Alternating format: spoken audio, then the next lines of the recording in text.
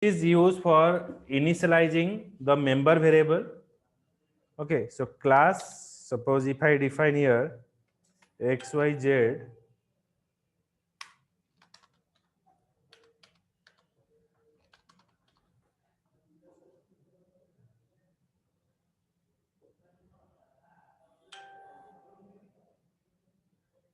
okay, okay, xyz, then if you define int a, it is called as the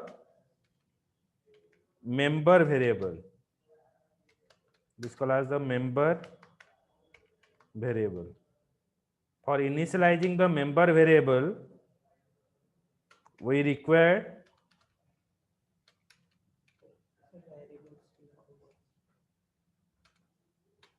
a constructor.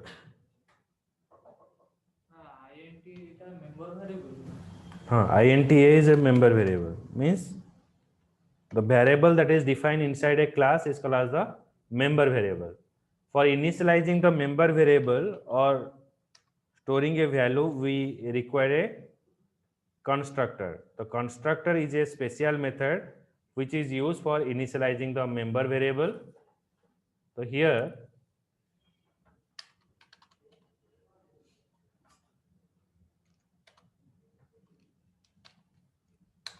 we pass a equals to 5. Then there is another question, like in main method, the previous program we have written. Here we are not using constructor. Without constructor, is it possible that we have to initialize a variable? Yes, it is possible. In main method, you are initializing the value. Then why you are required a constructor? So constructor, if you are not defining, then there is a default constructor present automatically. अगर आप कोई भी constructor define नहीं करते हो programme में, तो by default एक कंस्ट्रक्टर ऑटोमेटिकली और इनविजिबली रहता है प्रोग्राम में. So that is called as your what? Default constructor. If your constructor is not present, then the default constructor present automatically. So here constructor name and class name is always same. Constructor name and class name is always same. Then how you have to call a constructor? You call a constructor in main method. Public static void main string args. So here you have to create a object of class. Class का object आपको create करना पड़ेगा. You can interact with the class or interact with the other person by creating a object of class. Object is called as like a invitation card, a identifier. Okay, मैं नहीं जाकर मेरा PO को भेजूंगा, जैसे कि प्राइम मिनिस्टर पीए रखते हैं और चीफ मिनिस्टर रखते हैं. So that is the work of that object. So XYZ object is I. When you only write I, then it is not working. You have to use the new keyword, new XYZ. So here it is called as the creating object of class. Creating an object of class. And through this object, when you are creating the object of class, at that timing your constructor is called.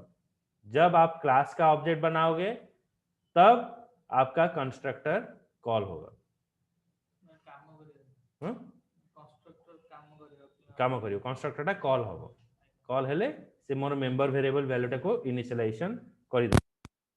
Special method which is used for initializing the member variable. Member variable को initialization करने के लिए ये use होता है.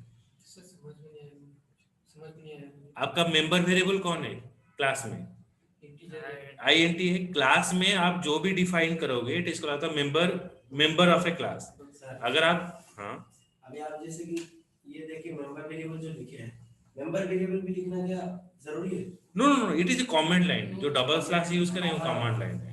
जैसे हम class में xyz दिए, फिर INTA क्यों लिखे? INTA इज अ वेरिएबल जहां पर आप वैल्यू स्टोर करोगे. उसके बाद एक्स वाई जेड हो गया कंस्ट्रक्टर। सर यहाँ पे हम सब कुछ डिफाइन कर सकते हैं ना, अगर कोई कैरेक्टर यूज करना चाहते हैं। हाँ हाँ हाँ, it is called as the constructor. XYZ টা কনস্ট্রাক্টর হয়ে যাচ্ছে। हाँ, constructor name and class name is always same. তো ক্লাস রে যদি আমি XY That's দব why this the syntax is just the same as like C++. हाँ थोड़ा थोड़ा बहुत इधर उधर हो रहा है। স্যার ক্লাস রে আমি যদি XY দবা XY দবা कंस्ट्रक्टर ना एक्स वाई रही XY রইব। আচ্ছা class name and constructor name is always same. Same না। So in the constructor you have to initialize the variable.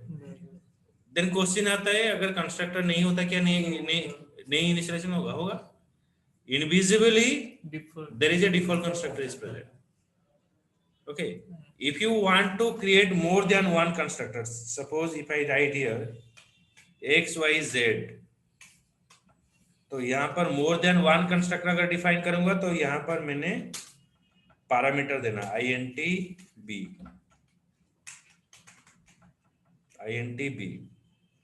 तो यहाँ पर मुझे लिखना पड़ेगा a equals to b। Member variable में मैं b का वैल्यू इनिशियलाइजेशन करूंगा, तो यहाँ पर कैसे एग्जीक्यूट होगा, तो इसके लिए हम यूज करेंगे x y z और एक ऑब्जेक्ट हो गया j equals to new x y z, then यहाँ पर मैंने वैल्यू पास करूंगा 20। तो ये 20 कहां पर जाएगा, ये b में इनिशियलाइजेशन होगा, फिर b से आकर a में आएगा। सर ये a इक्वल टू b है तो b का वैल्यू 5 हुआ। b का वैल्यू 5 हुआ ना, a इक्वल टू b है। नहीं, a इक्वल टू हम किसको कॉल कर रहे हैं, a का वैल्यू कहां पर है, एक्स वाई जेड मतलब डिफॉल्ट कंस्ट्रक्टर में। कौन सा कंस्ट्रक्टर कब एग्जीक्यूट होगा, देखो X Y Z I equal to new X Y Z में करता हूं तो ए वाला कंस्ट्रक्टर मेरा एग्जीक्यूट होता है, मतलब ए का वैल्यू 5 हुआ। समझ में यार, मैं जब दूसरा ऑब्जेक्ट बनाऊंगा तो क्या होगा, ए जो वैल्यू है ना जे देन पैरामीटर, तो ए वाला एग्जीक्यूट होगा, देन ए का वैल्यू फिर से रीइनिशियलाइजेशन हो जाएगा। a का वैल्यू 20, b का 20 हुआ। ए का वैल्यू हो जाएगा 5, बी का वैल्यू हो जाएगा 20। यहाँ पर ए होगा 5, यहाँ पर रीइनिशियलाइजेशन होगा। ओके, इसके लिए देखो आप बोल रहे हो कि हाँ मैं ए का वैल्यू यहाँ पर 5 डाला हूं, बी का वैल्यू क्यों ए का वैल्यू 20 होगा, यही बोल रहे हो। तो देखो ये जो वेरिएबल का वैल्यू है ये वैलिड रहता है जब तक ये ऑब्जेक्ट रहता है। एक्चुअली प्रॉब्लम क्या हो रहा है पता है, आपका थोड़ा मतलब जो आवाज आ रहा है आपका जो स्लो है। सुनाई देना और ये शो जो हो रहा है कर्सर लेट। चलो आप व्हाइट बोर्ड में से एक जगह समझ जाए। अच्छा व्हाइट बोर्ड में कर, अच्छा so I will show you in the white board. Okay, यहाँ पे कर्सर लेट हां तो लेट में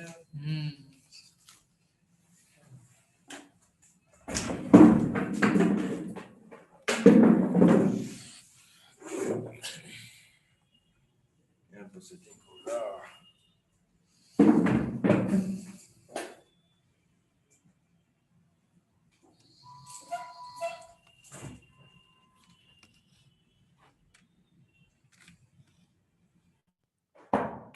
ए हो गया suppose class X Y Z.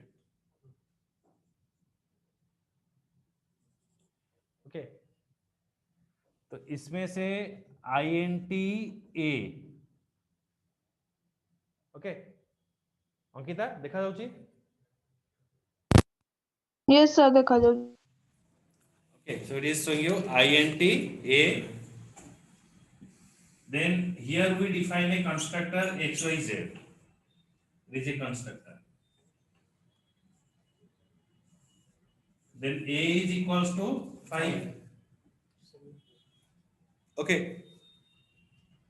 then xyz, then here I define a parameter int b. Okay, यहाँ पर पैरामीटर ले लिया, तो सर वो वहां पे डिफाइन क्यों नहीं हुआ सर?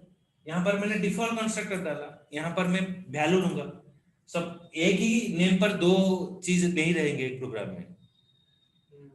अगर रहेंगे तो नहीं तो सर ऐसे भी तो दे सकते थे ना, वहाँ पे integer a b।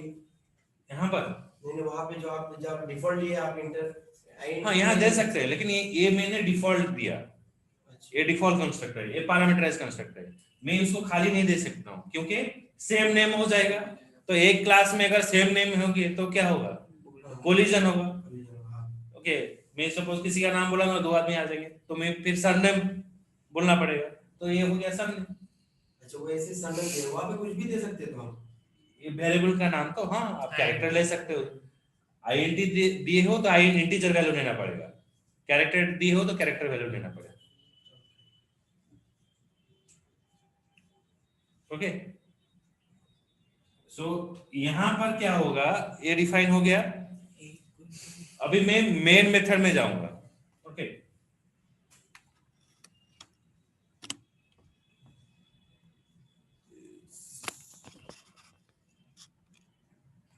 So in main method इसमें क्या होगा, देखो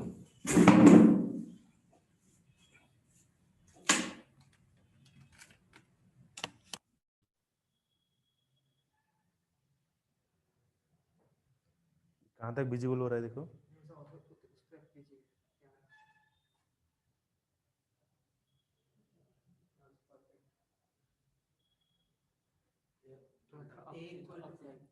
एक कर देता हूं मैं, 2 शेयरिंग कर रहा हूं ना, जस्ट ए मिनट।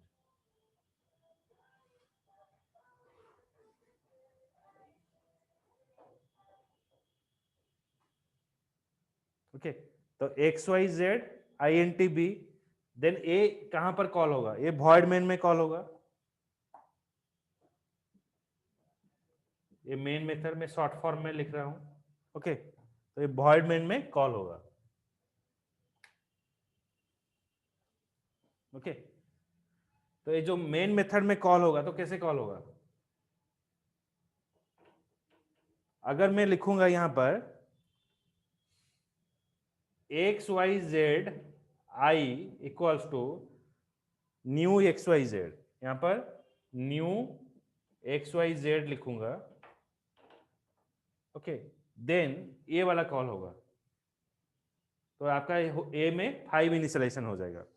जब मैं फिर से लिखूंगा X Y Z J equals to new X Y Z, तो इसको कॉल करने के लिए यहां पर मुझे वैल्यू देना पड़ेगा।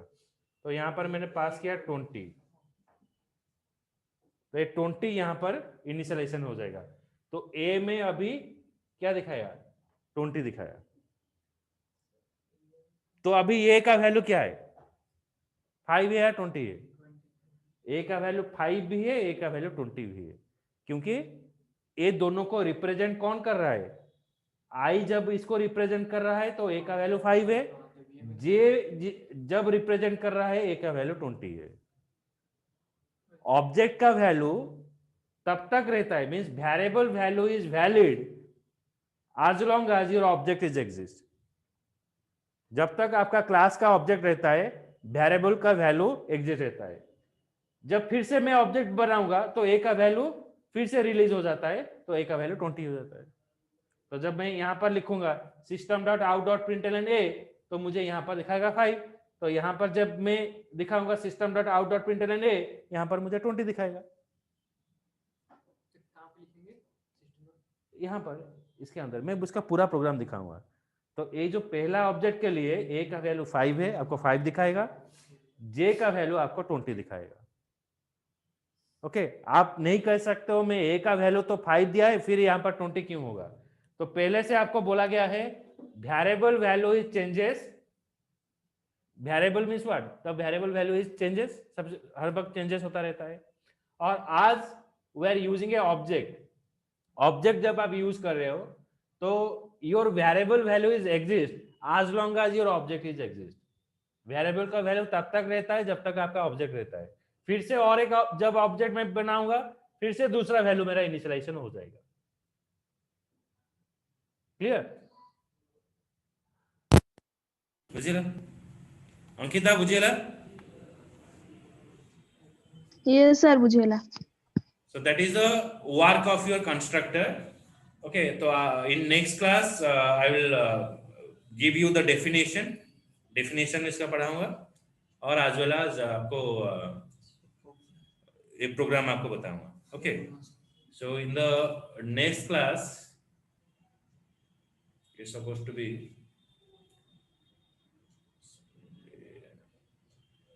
संडे 9 AM 9 बजे हवन. अच्छा, okay, so Monday same time 5:30. Okay, तो हाँ, कल के बारे में मैं बताऊंगा. I will inform in the group. Okay, I have some work. अगर कम मंडे टू फ्राइडे तो सर कल अगर एब्सेंट होगा तो संडे को रख लीजिए ना. संडे बोलने काम है. काली काली काली काली करिया ହଁ ମୋର ଗୋଟେ ଛୋଟ କାମ ଅଛି. ଯଦି ସରିଗଲା ମାନେ ମୋର ଗୋଟେ ଗାଡ଼ିଟା ମୋର ଆସିବାର ଅଛି, ଗ୍ୟାରେଜରେ ଦେଇଛି, ଆଜି ହେଲାନି ତ କାଲି ଯଦି 1 ସାढ़େ 1 सुधा ଆସିଗଲା then I will inform you that you have to come. Okay, and अगर नहीं होता है वो बोलेगा अगर रात में डिलीवर करेगा then it will be cancel. Okay, वो कैंसल समझ में आया? अगर संडे को संडे के शाम में हो सकता है. हाँ हो सकता है. शाम इवनिंग रख लो, इवनिंग में 3:30 बजे रख देंगे. मैं देखता हूँ इधर क्या होता है ना. आपका क्या प्रॉब्लम है बोलो. इवनिंग वाले में होगा. Okay, so I will inform you, no problem with that. Okay, मैं इन्फॉर्म करूंगा मैं सबका टाइम देखकर. Okay, so in a group I will inform. Okay, either it will be most probably कल होगा. If any stock is there then we move to the Sunday. Okay, चलो मैं group में इन्फॉर्म कर देंगे. Thank you sir. Thank you sir. Welcome.